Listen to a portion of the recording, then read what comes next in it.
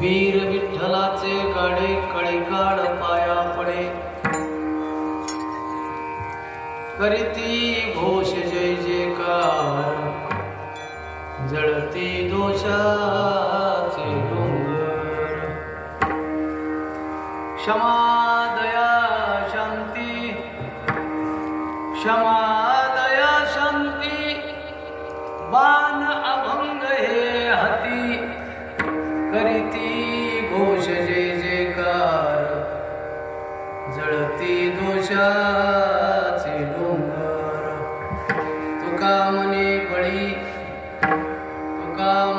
बळी तेची एक भूमंडळी करीती घोष जय जयकार जळती दोषाचे डोंगर विठ्ठला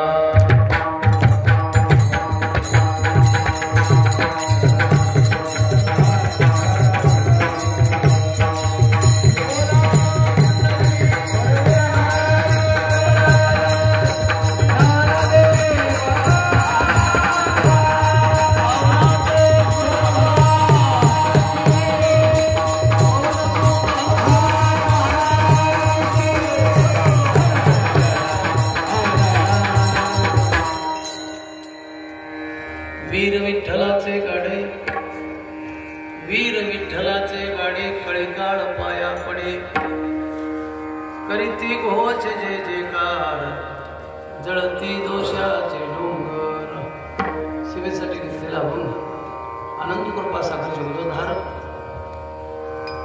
ज्ञानाचे सागर भक्तीचे आकर वैराग्याचे शिखर श्रीमंत श्री जगद्गुरु तुकोबार यांचा 4 चरणांचा सर्वांच्या पाठपाठांतर परिचित असलेला पारमार्थिक वीराचं वर्णन करणारा अभंग आहे.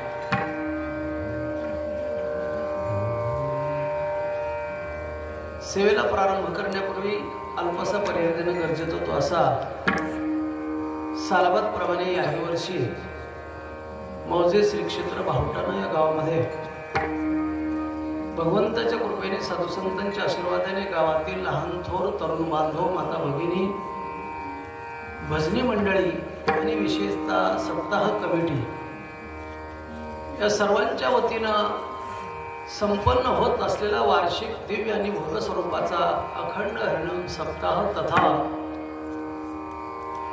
रामकथा महोत्सव आणि या महोत्सवातील आज कितव्या दिवसाची सेवा 5व्या दिवसाची सेवा सर्व गावकरी मंडळी भजनी मंडळी तरुण बांधव या सर्वांच्या वतीनं परमस्नेही परमादरणीय शिवलिंगजी यादव यांनी मला फोनवरून दिलेलं कीर्तन सेवेचं निमंत्रण आणि त्या माध्यमातून आपल्यासारख्या थोरा मोठ्यांच्या दर्शनाचा होत असलेला मला लाभ तुम्ही मला दिलेली सेवेची सुसंधी त्याबद्दल मी माझं परम भाग्य समजतो.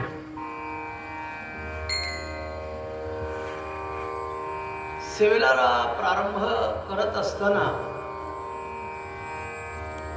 जड अंतकरणाने आज कीर्तन सेवा करावी लागते आपल्याला सगळ्यांना ज्ञात आहे. वैकुंठवासी आदरणीय विठुदेव जोशी यांचं कालच्या एकादशी दिवशी आकस्मिक निधन झालं. खरं म्हणलं म्हणजे काही लोकांना जाण्याचे संकेत हे अगोदरच होत असतात. तसं देवबाप्पांनी बऱ्याच लोकांना अगोदरच आपल्या वाणीतून वधून दाखवलं होतं. मला वाटतं विष्णू तात्यालाच बोलले की तात्या म्हणले मला लग्नाला कुठंतरी माजलगावकडे जायचंय आणि उद्याच्या वारीला तुम्ही एकटे जा मुकुंदरा स्वामीला. त्यावेळेला त्यांनी सहज बोलून गेले की माझ्याकडूनच वारी होईल का नाही सांगता येत, पण वारी मुकुंदरा स्वामीच्या चरणी आपली वारी अर्पण करून शहरामध्ये पायी येत असताना फिरून घरी गेल्यानंतर फलाहार घेऊन पुन्हा अचानक मरणांत वेदना होऊ लागल्या आणि वेदना होत असताना दवाखान्याकडे जात असताना मध्यंतरीच त्यांना या इहलोकाची यात्रा सोडून परलोकाला जावं लागलं. आपल्या भावटाना गावचीच नव्हे तर आपल्या भावटाना पंचक्रोशीतील लोकांवरती भाविकावरती फार मोठा दुःखाचा डोंगर कोसळला. पण जाणं सुद्धा किती महत्वाचं आहे बघा त्यांचं. की अनेक लोकांच्या वैषम्यातला वैगुण्यातला दुवा म्हणजे देवबाप्पा होते. मला वाटतं गेल्या वर्षी आपल्या गावात 2 उत्सव झाले होते. पण वारंवार त्यांची विनंती होती की 2 उत्सव होऊ नये, एकच उत्सव व्हावा. दोन्ही सप्ताहातला एक सप्ताह करणारे, दुआ देणारे, आशीर्वाद देणारे, आपल्याला सर्वांना संघटित करणारे कोण असतील तर देवबाप्पा. ऐका,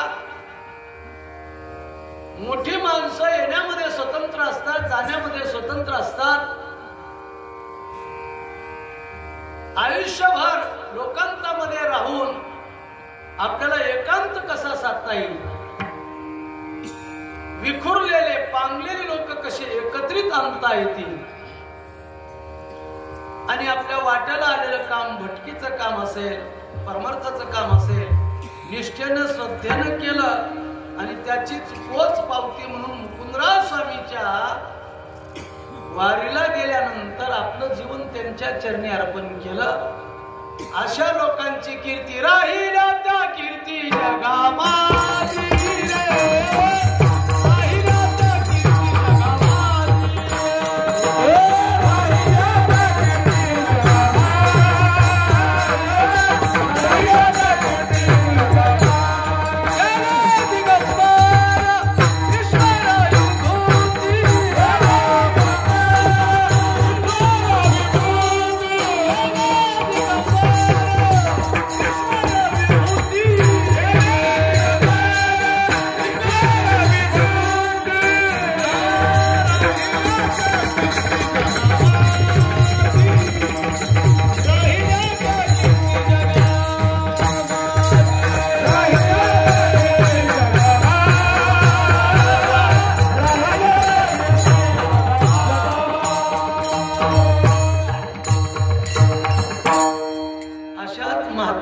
कीर्ती गावापुरती नाही, राहिल्या त्या कीर्ती जगामाजी. कमीत कमी आपल्या पंचक्रोशीत तर ही कीर्ती राहिल्याशिवाय राहणार नाही. आणि दुसरी गोष्ट, कर्मकांडामध्ये विचार आला की त्यांचा 14वा अर्थात गंगा पूजन आणि आपल्या सप्ताहाचा शेवट समाप्ती. किती योग आहे. कुटुंबावर, मुलावर ही जबाबदारी टाकली नसून गावकऱ्यावर जबाबदारी टाकली. सगळ्यांना निरोप देऊन, सगळ्यांचा आशीर्वाद घेऊन, सगळ्यांना एकत्रित करून एकादशी दिवशी त्यांनी निरोप घेतला. नेहमी सांगितलं जातं माणसाला जावंच लागतंय, राहता येत नाही. पण जाण्यासाठी माणसासाठी काळवेळ सांगितलेला आहे. कोणत्या काळामध्ये माणसाने जावं आणि मग त्याला कोणती गती प्राप्त होईल त्याचा विचार भगवान अर्जुनाला सांगतात. अर्जुन आहे अग्निर्ज्योतिर्ह शुक्ल शनमास उत्तरायण तत्र प्रयाता गच्छन्ति ब्रह्म ब्रह्मविदो जनः. शास्त्र म्हणतंय की दिवस असावा, ध्येय ठेवण्यासाठी दिवस असावा. आणि पंचांगामध्ये 6 महिन्याचं दक्षिणायन, 6 महिन्याचं उत्तरायण आहे. आणि उत्तरायण असावं, पुन्हा शुक्ल पक्ष असावा. जरी शुक्ल पक्ष नसो सापडलं पण दिवस आणि उत्तरायण या 2 गोष्टी त्यांच्या जीवनामध्ये त्यांनी मिळवल्या आणि मृत्यू लोकाचा निरोप घेतला. या सप्ताहामध्ये गावकरी मंडळीही त्यांना आदराने वागवायची. सप्ताहाच्या बैठकीत बसल्या म्हणजे सगळ्यांच्या पुढे. पण ज्याला महाभारतामध्ये अजात शत्रू म्हणलं धर्मराजाला, शेवटच्या क्षणापर्यंत कुणाचंही वैर शत्रुत्व घेतलंच नाही महाराज. एवढा मोठा क्रूर दुर्योधन होता, पण धर्मराज त्यांना दुर्योधन कधीच म्हणले नाही, सुयोधन म्हणायचे. काय वाचाशक्ती होती महाराज. आमच्या अंगद टेलरनं यावर्षी पत्रिका नसल्यामुळे स्टेटसला रोज ठेवतात ते आज कोणाची कीर्तन सेवा आहे आणि कोणत्या महाराजाला कोणती पदवी द्यावी. मी सकाळी स्टेटस बघितलं, वाणीभूषण. आपल्यासारख्याला ती पदवी नको आहे, तुमच्या मनाचा मोठेपणा आहे, पण वाणीभूषण विनायक महाराज यांची आज कीर्तन सेवा होईल, तरी सर्व भाविकांनी लाभ घ्यावा असं त्यांचं म्हणणं आहे. पण मला वाटत नाही बरं का. पण देव बाप्पा बसल्यानंतर धर्मराजासारखं संयमी बसायचे. विषय काय चाललाय, महाराज अभंगावर किती बोलतात, गाता गीता भागवत काही ग्रंथ सांगतात, काही इतर गप्पा मारतात, त्यांचं लक्ष असायचं. आणि कीर्तन झालं की पेपर तपासून लगेच मार्क द्यायचे. महाराज चांगलं ऐकायला मिळालं, आणि जर चांगलं ऐकायला नाही मिळालं की नमस्कार करायचं, निघून जायचं. असा त्यांचा स्वभाव होता महाराज. ते देव बाप्पा गेलेत.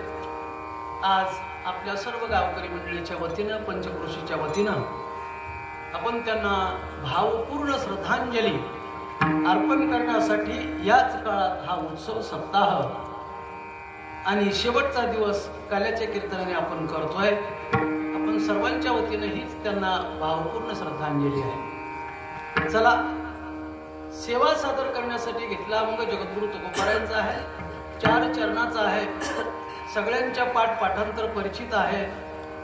परमार्थिक वीरांचं वर्णन करणारा अभंग आहे. अभंगाचा सरळ असा अर्थ आहे. महाराज म्हणतात, वीर विठ्ठलाचे गाडे गळी काळ पाया पडे, करती घोष जय जयकार, जळती दोषाचे डोंगर महायोग बिडेतडे भीमरथ्या, वरम पुंडरिकाय दातुम निंद्रे समागत्य तिष्ठं समानंद कंदम, परब्रह्मलिंगम भजे पांडुरंगम, पांडुरंगा करुणा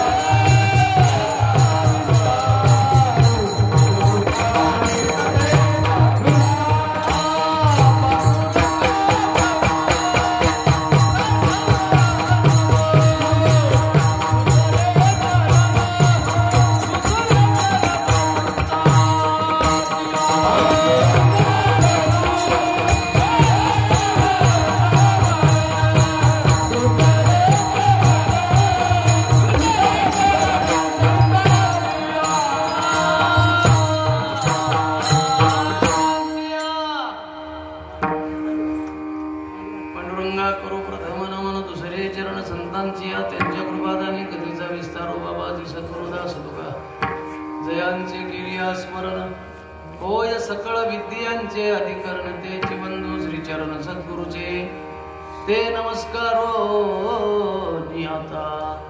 नमो सद्गुरु तुकया ज्ञान दीपा. नमो सद्गुरु सच्चिदानंद रूपा. नमो सद्गुरु भक्त कल्याण मूर्ती. नमो सद्गुरु भास्करा पूर्ण कीर्ती. मनोजवं मारुततुल्य वेगं जितेन्द्रियं बुद्धिमतां वरिष्ठं वातात्मजं वानरायुतमुख्यं श्रीरामदूतं शरणं प्रपद्ये. वीर विठ्ठलाचे गाडे कळीकाळ पाया पडे करीती घोष जय जयकार. जळती दोषाचे डोंगर. जगद्गुरु तुकोबाराच्या अभंगातून पारमार्थिक वीरांचं वर्णन करतात. ऐका, या जगाच्या पटलावर अनेक देश नांदत आहेत. प्रत्येक देशाची खासियत, प्रत्येक देशाचं वैशिष्ट्य, प्रत्येक देशाचा गुण हा काही वेगळा आहे.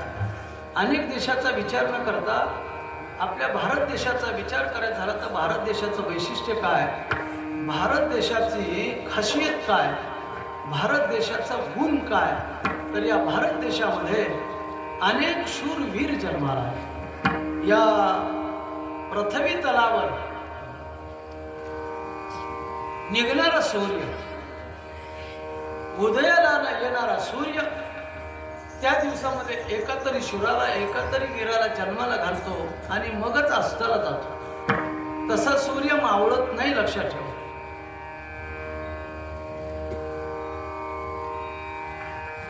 मग या देशाचं वैशिष्ट्य आहे की शूरवीराला जन्माला घालणारा हा आपला भारत देश आहे. या देशामध्ये असं क्षेत्र नाही, या देशामध्ये असा प्रांत नाही की त्या देशामध्ये, त्या क्षेत्रामध्ये एकही शूर जन्माला आला नाही असं पाहायला मिळत नाही. या भारताच्या प्रांतामध्ये, कर्माच्या प्रांतामध्ये वीर जन्माला आले, धर्माच्या प्रांतामध्ये वीर जन्माला आले, स्वातंत्र्याच्या प्रांतामध्ये वीर जन्माला आले, दानाच्या प्रांतामध्ये वीर जन्माला आले, क्रांतीच्या प्रांतामध्ये वीर जन्माला आले, नरवीरामध्ये वीर जन्माला आले आणि भक्तीच्या क्षेत्रामध्ये वीर जन्माला आले. कर्माच्या प्रांतामध्ये वीर जन्माला आले म्हणून त्यांना कर्मवीर म्हणतात. धर्माच्या प्रांतामध्ये वीर जन्माला आले म्हणून त्यांना धर्मवीर म्हणतात. दानाच्या प्रांतामध्ये वीर जन्माला आले म्हणून त्यांना दानवीर म्हणतात. स्वातंत्र्याच्या प्रांतामध्ये वीर जन्माला आले म्हणून त्यांना स्वातंत्र्यवीर म्हणतात. क्रांतीच्या प्रांतामध्ये वीर जन्माला आले म्हणून त्यांना क्रांतीवीर म्हणतात. नराच्या प्रांतामध्ये वीर जन्माला आले म्हणून त्यांना नरवीर म्हणतात. आणि भक्तीच्या प्रांतामध्ये वीर जन्माला आले म्हणून त्यांना संतवीर म्हणतात.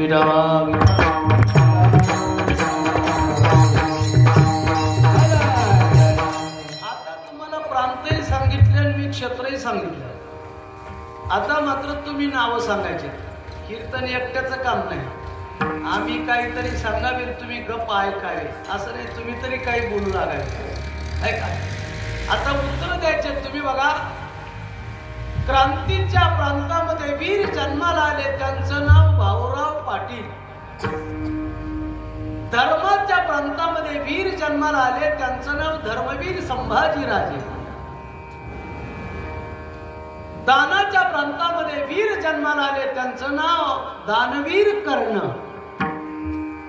स्वातंत्र्याच्या प्रांतामध्ये वीर जन्माला आले, त्यांचं नाव विदा सावरकर. क्रांतीच्या प्रांतामध्ये वीर जन्माला आले, त्यांचं नाव नाना पाटील. नराच्या प्रांतामध्ये वीर जन्माला आले, त्यांचं नाव तानाजी मालोसरे. आणि भक्तीच्या प्रांतामध्ये वीर जन्माला आले, ज्ञानोबराय, तुकोबराय, नाथ महाराज, नामदेवराय आदी करून संत माले. आता लक्षात आलं तुम्हाला? आता मी तुम्हाला पुन्हा तोच प्रश्न विचारते. कर्माच्या प्रांतामध्ये वीर जन्माला आले, त्यांचं नाव काय?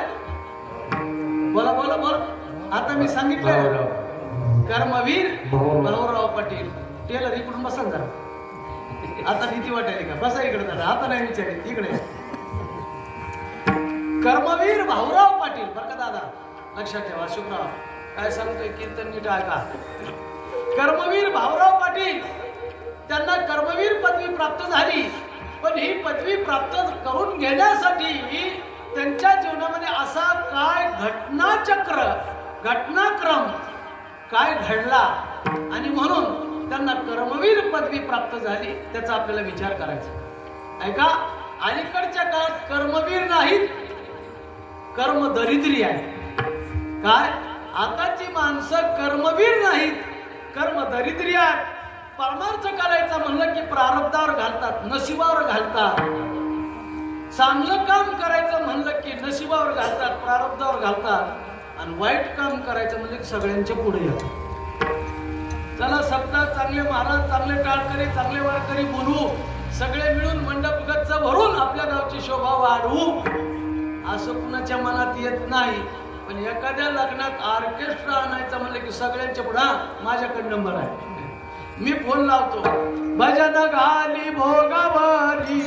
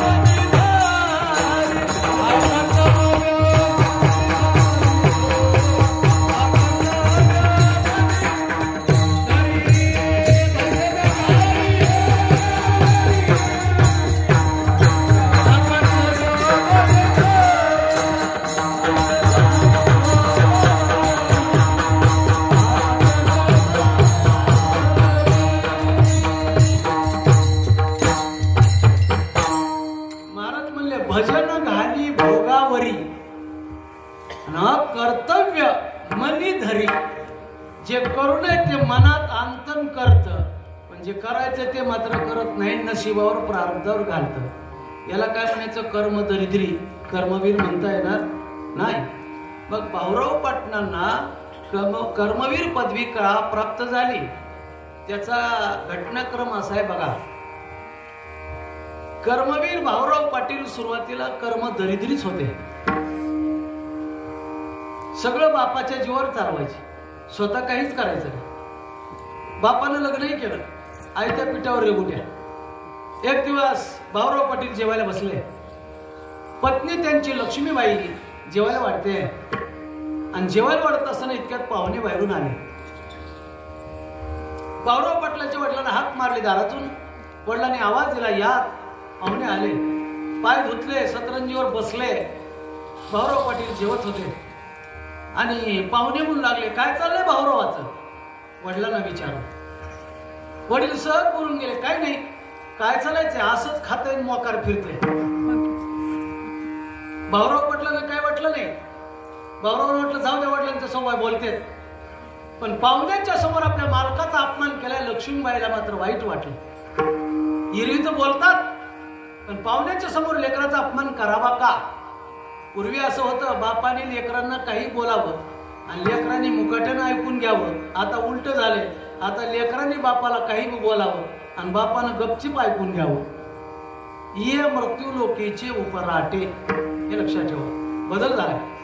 भाऊराव पाटलांना काही वाटलं नाही, पण लक्ष्मीबाईच्या डोळ्यातून पाणी आलं आणि जेवायला वाढताना त्या डोळ्यातलं पाणी ताटात पडलं. भाऊराव पाटलांनी वर बघितलं, रे पत्नीच्या डोळ्यात आसवे आहेत, अश्रू आहेत. वैकुंठवासी गुरुवर्य साखरे महाराज म्हणायचे की स्त्रीच्या डोळ्यातली आसवे, अश्रू मोठा महाप्रलय आणू शकतात. म्हणून तर महाभारत घडलं, म्हणून तर रामायण घडलं, स्त्रीच्या डोळ्यातल्या अश्रूने.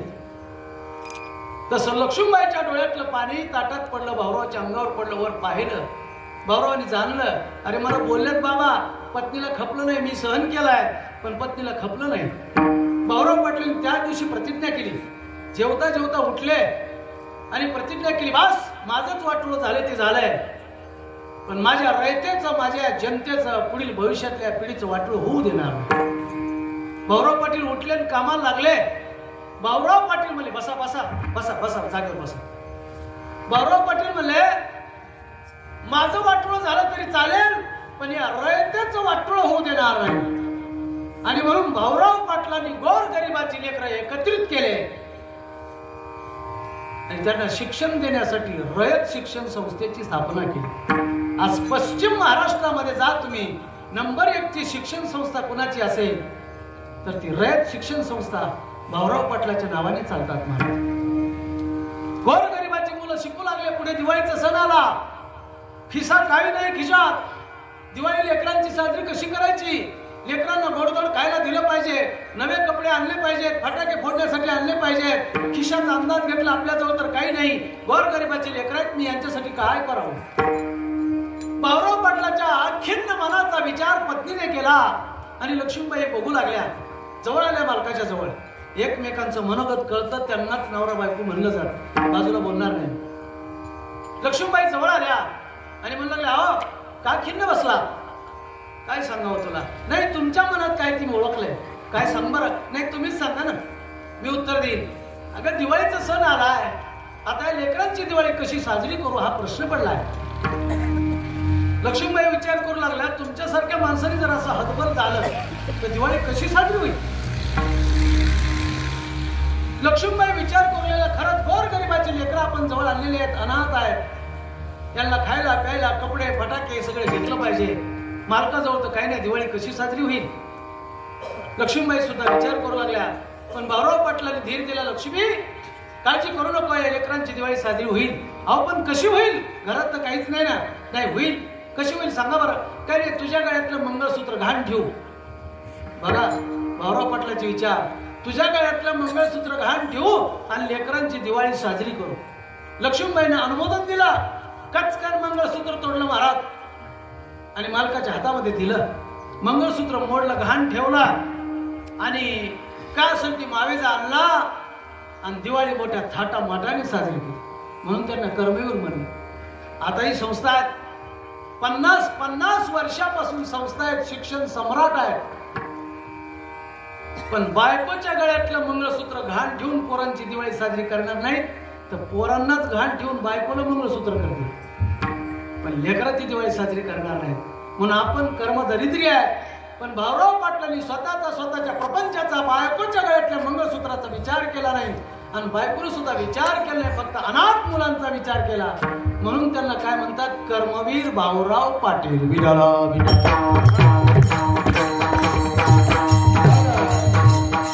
चला 2 नंबर धर्मवीर. आता धर्मवीर नाही, धर्मदरिद्री आहे. आताची लोक धर्मवीर नाहीत, नुसत्या घोषणा दिल्या म्हणजे धर्म सांभाळता येत नाही. आपल्या पूर्वजांनी हा धर्म सांभाळण्यासाठी नुसत्या घोषणा दिल्या नाहीत तर या देहाचा त्याग केला, प्राणाचा त्याग केला आणि त्यावेळेला धर्म सांभाळला. आता धर्मवीर नाही, धर्मदरिद्री आहेत. मी बोलत नाही. महाराज म्हणतात देव धर्म सांगी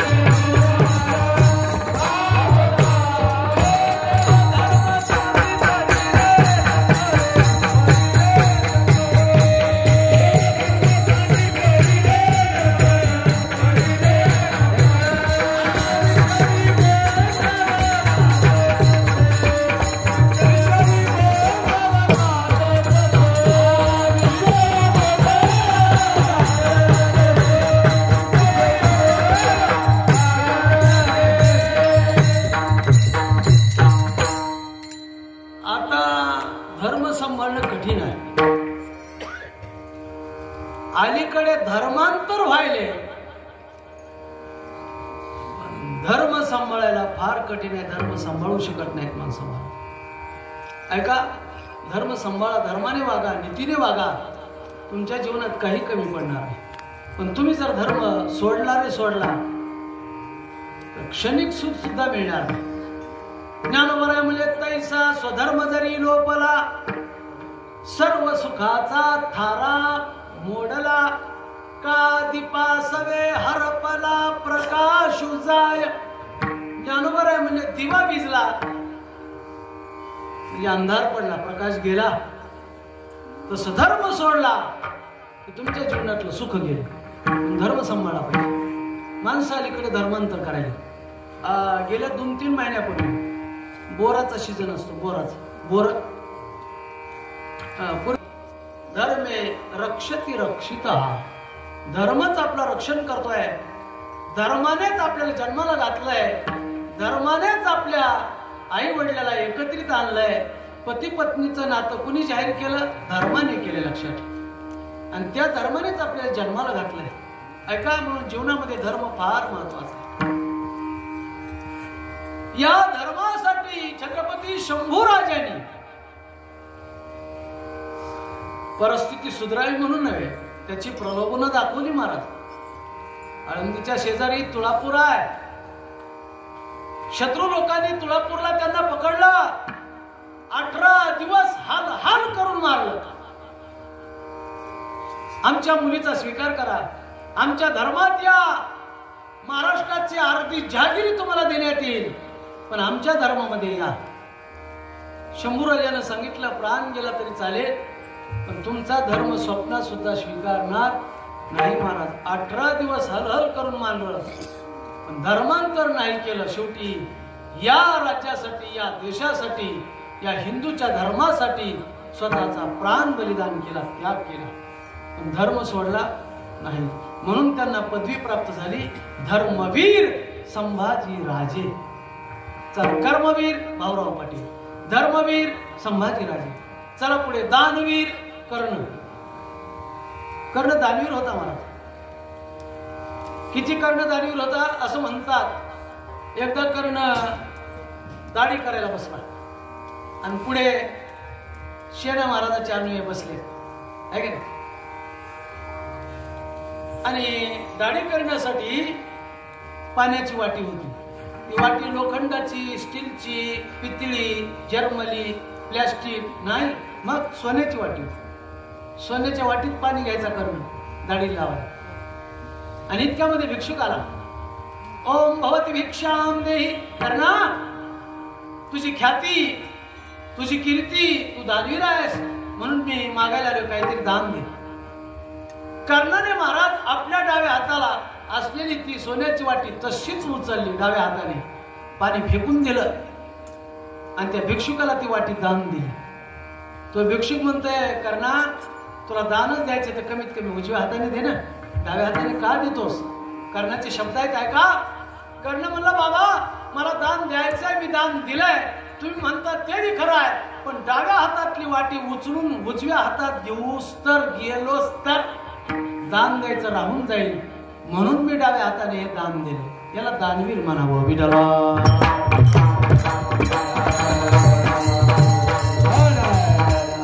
कर्णाचं दुसरं उदाहरण सांगतो. अर्जुनाचा आणि कर्णाचं युद्ध ठरलं महाराज. स्वतः भगवान परमात्मा रथाचे सारथी आहेत. अर्जुनाला पाठीमागे बसवलंय. रणांगणात युद्धभूमीवर रथ घेऊन आलेले आहेत. कर्णही तिकून रथ घेऊन आलेला आहे.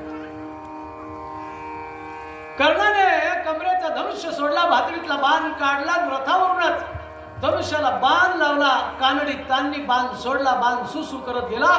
अर्जुनाच्या रथाला बाण लागला, 500 फूट रथ मागे सरला. देवानं पाहिलं, देव म्हणले, वा वा कर्णा, काय योद्धा आहे, काय कौशल्य आहे. अरे एका बाणात 500 फूट रथ पाठीमागे नेतोय. आणि अर्जुनाने बाण मारला तर जागता रथ हलत नाही. बसलेत अर्जुनाच्या रथावर आणि कौतुक मात्र चाललंय कुणाचं? कर्णाचं. पण देव म्हणले, आपण कौतुक करायला आलो नाही, अर्जुनाचा विजय आणि कर्णाला हरवण्यासाठी आलेलो आहे. नुसतं हरवण्यासाठी नाही तर कायमचं मारण्यासाठी आलेला आहे अर्जुन. कोण म्हणतंय? देव. मार अर्जुना बाण. अर्जुन बाण मारतोय पण रथ जागता हलत नाही. देवाच्या लक्षात आलं. देव म्हणले अर्जुना, काय देवा? धनुष्याला बाण लाव, धर नेम. कुठालचा धरू देवा? त्या रथाच्या चाकाच्या बाजूला कुणी आहे, कुणी. त्या कुणीचा नियम धर आणि एका बाणात ते कुणी उडव. अर्जुन म्हणला देवा, तू म्हणावं त्याच्या मुकुटावर मार, मस्तकात मार, गळ्यावर मार, छातीत मार, पोटात मार, मांडीवर मार, हातावर मार, असं म्हणाय सोडून कुणीवर का मारतोस?